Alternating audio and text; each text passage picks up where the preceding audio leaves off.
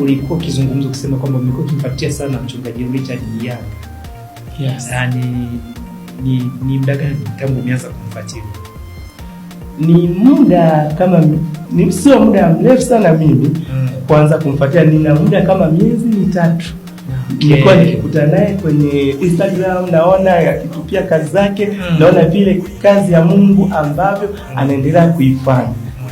So mpaka kufika Mbeya, mpaka leo tuko katika studio zake, ni ile ambavyo tumekuwa tukimfuatilia kazi zake katika mitandao ya kijamii, vile ambavyo anafungua watu, anaponya watu, anaombea watu wenye shida mbalimbali.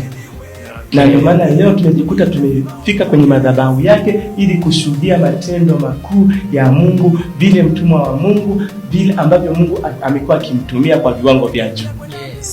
Yes. Nimefanya nini kwa sababu leo umefurahi kweli yani. Umezungumza kwa hisia yani, kwa ibada ya leo kama kwamba kuna kitu umegain. Yes. Yani nimeona kama kuna kitu fulani hivi umepata kwa siku leo. Ibada ya leo wewe umeiona iko.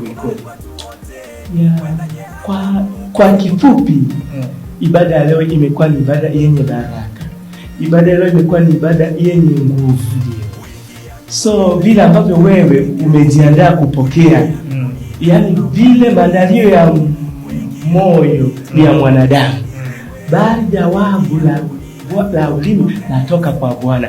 Vile ambavyo wewe umejiandaa, na ndivyo vile Mungu atakavyokuhudumia. Mimi binafsi nimeiona ibada iliyokuwa na nguvu, nimeona vile Mungu alivyoweza kunitokea, alivyoweza kunibariki na alivyoweza kunipambania katika ibada ya leo. Nimeona ibada ambayo imekuwa ya tofauti.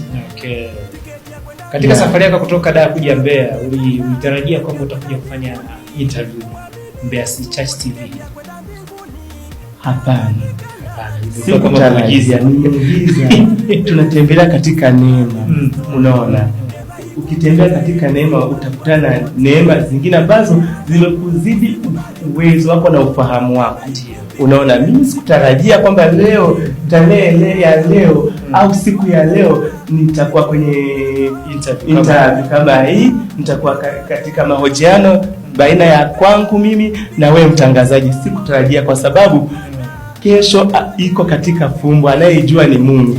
Kumbe Mungu alijua tarehe hii na siku ya leo nitakuwa katika interview au nitakuwa katika studio fulani jijini Mbeya.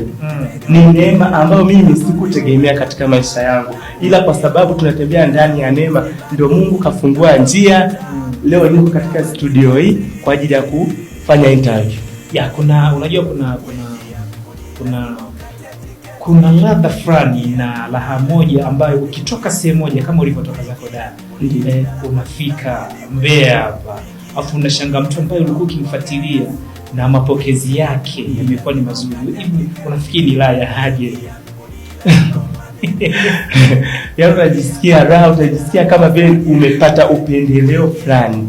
Kama vile umekutana na kibali ambacho wewe ukutarajia katika hii safari kwamba ninaenda Mbeya, lakini ukuwa na wazo lolote kwamba nikifika Mbeya kuna kitu fulani ambacho naweza nikakipata. Hiki ni kibali. Ndio. Naweza nikasema ni kibali ambacho mtu anaweza akatembea nacho katika kumtumikia Mungu.